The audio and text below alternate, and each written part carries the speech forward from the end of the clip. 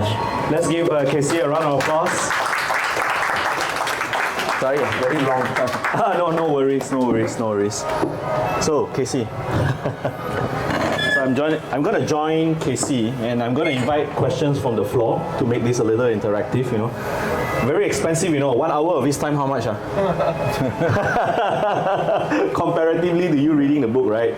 So KC, I'm going to just begin with actually a very simple question, because there's groups of people with varying ages here, some younger, some older.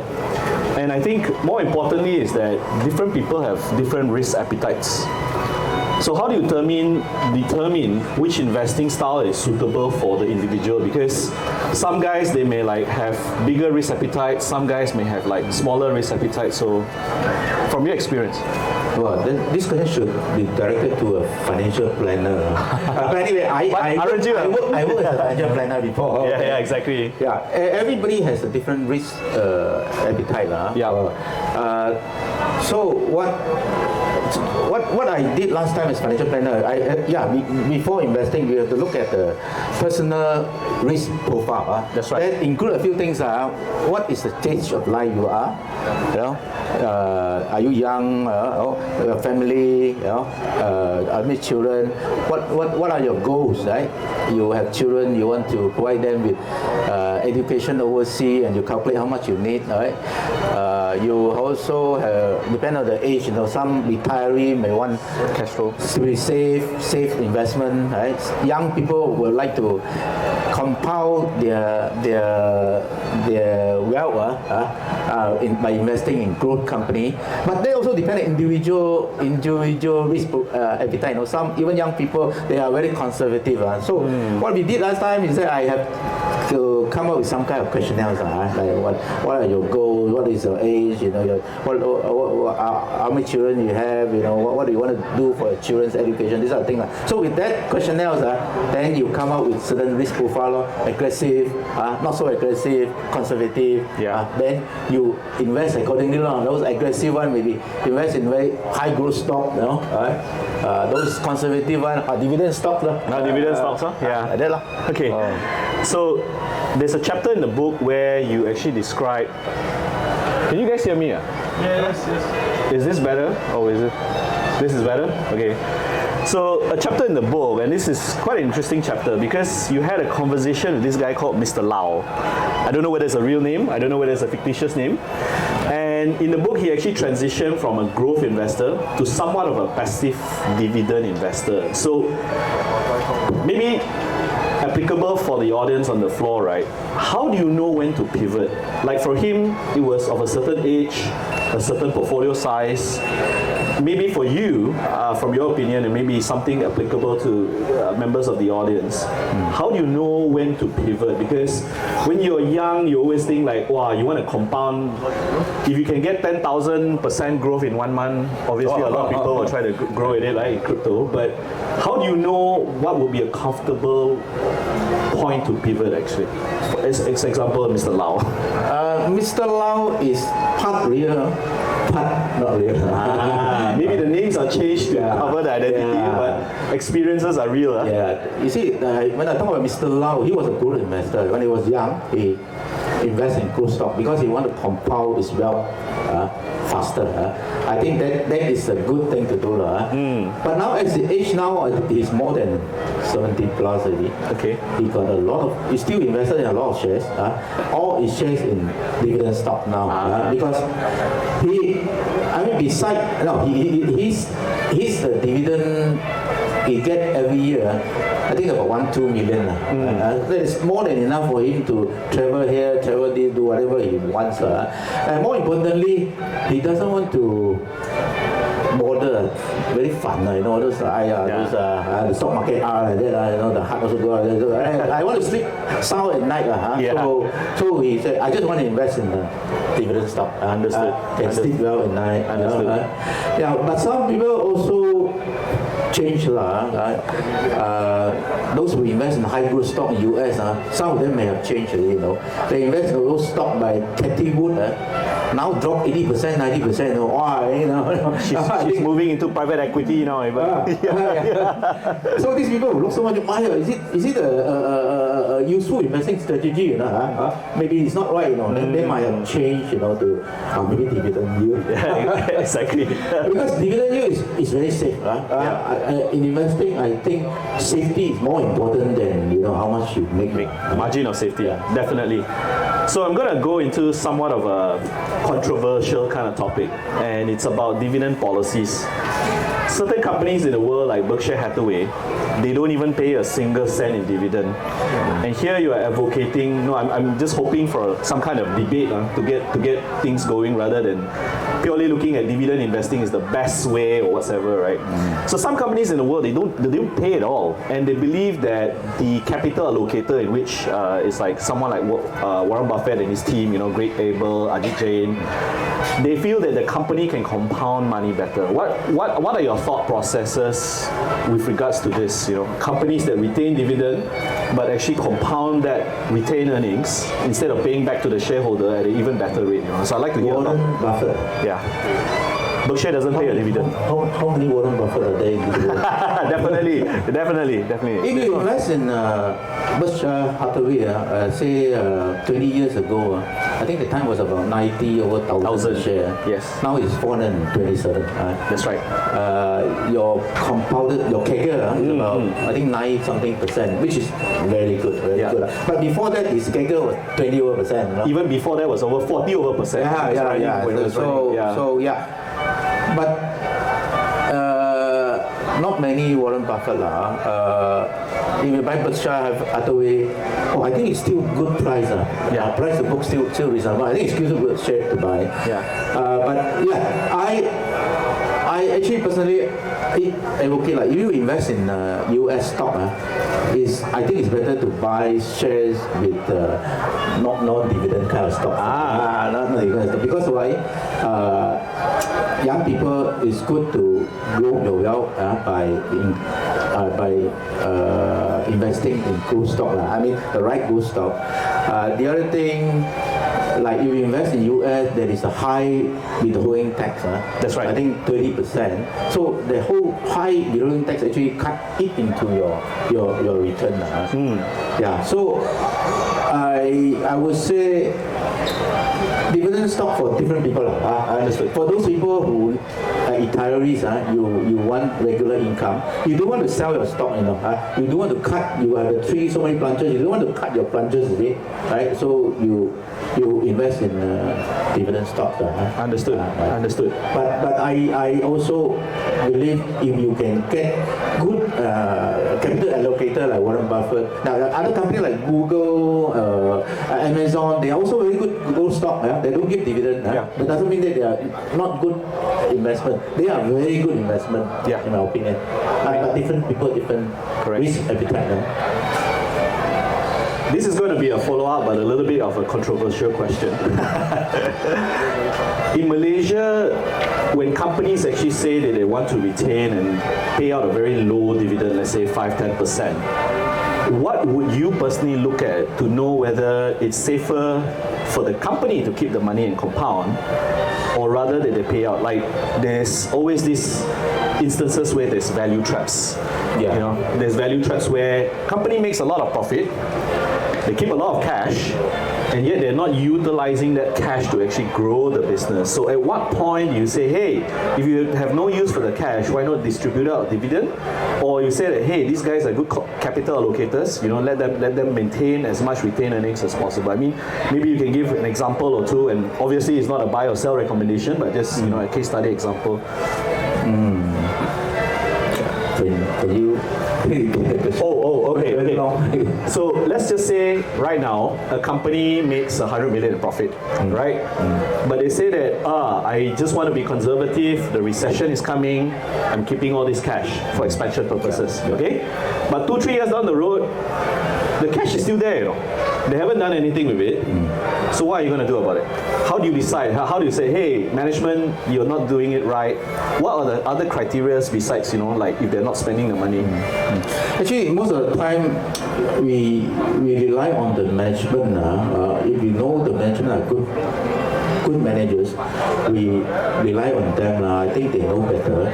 But the thing is that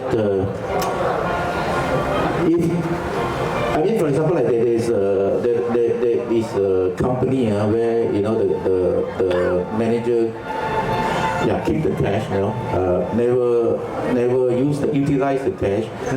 I think for many years, Yes. Every time, so scared, so fearful, but never properly utilize the cash, keep all the cash in the balance sheet. Eventually the return is way. The ROIC goes to. Yeah. So in this, after more than 10 years now, I think we should look at elsewhere lah. Okay. There are a lot of companies actually they are very cash rich. They just don't do anything. Yeah. And not only the company I'm talking about, there are many others. Others. I think there is this opportunity cost Okay. After a certain number of years, certain time, I think look somewhere else. Okay, cool. Just a question to the audience on the floor. For the dividends that you get, right, and I'm going to get KC's thoughts on this later, but whenever you guys get dividends, how many of you spend it, or how many of you reinvest? Just by a show of hands. How many of you spend it actually? None of you spend it. All reinvested. You spend it? Oh, reinvest, okay. No, the reason why I'm asking is actually there's a statistics in the book, and hopefully I have it bookmarked here. Okay, yes I did. So KC actually brought this very interesting statistics. It was a study done in the UK and the US.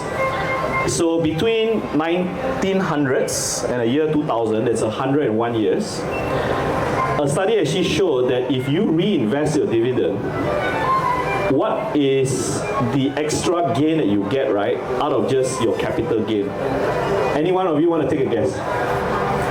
It means if you had put $1, just purely rely on the share price going up, versus taking that dividend, reinvest and buy, what is the extra push that you get actually? 1 times more, 20% more?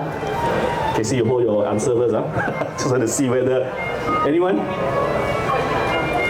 Malaysian crowd very shy one, A wild guess will do. Yeah, any wild guess? 25 times. 25 times? I think basically it goes back to the compounding interest philosophy, right? Okay, just maybe just a mind game for you guys, right? I'm going to give you guys 2 pots, okay? One pot is going to pay you 100,000 a day, every day for 30 days, all right? The other pot, I'm going to give you 10 cents, but it doubles every day for 30 days. So pot A is 100,000, 30 days you're going to get 100,000, 100,000, 100,000, 100,000, right? The second pot is 10 cents, the next day is 20 cents, the day after that is 40 cents, and the day after that is 80 cents, okay? Between pot A and pot B, which one will you take? Silence. Silence means don't want to take either pot. Pot B. Okay, anyone else? Pot B, right? So pot A, how much will you get? Pot A is 100,000 a day for 30 days, right? Is it 3? Yeah, it's 3 million. Okay. What about pot B? 10 cents only, 10, 20, 40 cents, 80 cents. How much is in pot B? Any calculator? Actually, it's 107 million. 107 million. So back to the question I asked, right, and the KC stats. If your dividend reinvested in the portfolio, you would have gotten back 85 times more than the original amount. I repeat, 85 times. It's insane. So the power of compounding.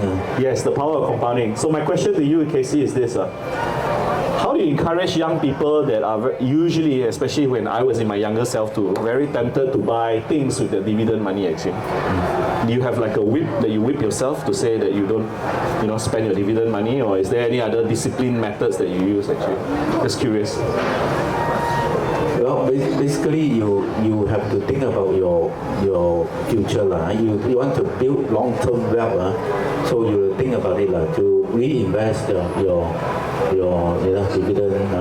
But reinvesting doesn't mean that you buy this stock, every year you get dividend, you reinvest back the same stock So you got to actually assess, the stock may not be good for you as a dividend stock anymore. You will look at better growing dividend stock, to use that dividend to invest in a better growing dividend stocks. Fantastic. It's not easy, but I think for those working where they have regular income, you should have that set into your mind. Investing and reinvest. Sure. Not easy, and it's very not easy, especially when you're raising a family as well, right, KC? Yeah. Okay, moving on to the next question. High dividend warning signs. So most of the time when you look at a dividend stock, when you choose it, right, the first thing you look at is this thing called dividend yield, right? And you see banks normally, and we'll talk about banks after this, but banks normally give like what, 7%, and then REITs sometimes in a good year when the prices are low, they get about 8 or 9%. But besides dividend yield, what are the other signals that you should be wary of to see whether these are very high dividend warning signs, payout ratios and things like that? Maybe you can elaborate. Yeah. High dividend yield. If the dividend yield is very high, you got to be careful. Look, you have to check the payout ratio. Is it very high? Then the other thing, which is more important, whether the business is still a sustainable business, whether there is future growth potential, growth in revenue, growth in income. That is also very important. Okay. Yeah. What do you think of Malaysian banks? Because banks today, especially in Malaysia, they've hit some sort of a plateau. We have a small population, 33 million. For them to grow regional is going to be very tough, right? And yet they are usually the dividend aristocrats, as we say in Malaysia, right? But what are your thoughts going forward? Can they continue actually that? Because their growth potential is somewhat capped, unless they really grow regional. Are you agreeing with that statement? Yeah, I agree with that. Yeah. That is the reason why they pay out most of their earnings in dividend also. Because banks are highly regulated. You want to grow, it's not that easy. So yeah, they normally pay out most of the earning dividend, but actually depend on individuals. Some people like my friend Mr. Lau, now he like high dividend yield. He love Maybank because what he want is give me 6%, that's very good, If I put my money into bank, I get only 3%, So different people, but for I don't invest in banks. Yeah, I personally don't like banks. But it is very safe kind of investment. Regular income, safe. But if you look at public bank, if you invest in public bank 20 years ago, I think you will get a TIKR about 14%. Is that good enough? Yeah, I mean dividend reinvested, right? Or just reinvested. Dividend reinvested. Yeah. Okay. If you invest in Hong Leong Bank 15 years ago, you get a TIKR of 12% Is it good enough? Fantastic. So banks doesn't mean that it's not in it. Yeah. Provided you reinvest the dividend. Yeah. You must reinvest the dividend. Okay. Next, I'm going to talk about a very popular asset class within stocks, which is REITs. And if you talk about REITs in Singapore, there's no withholding tax, the S REITs, but in Malaysia there's a withholding tax, right? So what would you advise people who actually invest in Malaysian REITs versus that of Singapore REITs or Hong Kong REITs? I mean, does the withholding tax actually play a very important criteria deciding the geographical location to invest in REITs? I think they both also got withholding tax. But Singapore also got, Malaysia got. It's only that because REITs, they have to pay out 90% of the earning. Correct. Distribute 90% of earning. So if they do that, then I think they don't have to pay tax. They don't have to pay tax. Correct me if I'm wrong. But when the dividend distribute to shareholders, that's a 10%. I think both the same. Malaysia 10%, Singapore also 10%, right? I think I have, in my first book, even my second book, I have written about risks. I don't like risks, especially Malaysian risks. Malaysian risks, if you invest in Malaysian risks, I think there are only a couple of them, they are doing well. Exit risk is one of them. Industry, that is the best. Historically, maybe Pavilion REIT, okay, IGB, okay, but generally the others are not doing well. In fact, you probably earn very little or even lose money. Singapore REIT is different. Singapore REIT is more. I think Singapore REIT, the REIT industry is biggest in the world, and they have many kind of. They even have data center REITs. Data center, all kinds of REITs and all that. So if you talk about REITs, I would say investing in Singapore REIT is a good idea, but I don't know much. But I look at the past return. Singapore REITs are quite okay. Many of them return 10 years of 10%. Many of them. Malaysia, no. Great. Any questions from the floor that you want to ask? Any questions from the floor? Okay, I've got two more questions. One question is about DRIP, which is the Dividend Reinvestment Program. In Malaysia, we probably have Maybanks and certain companies that offer it, but it's actually very common in the US.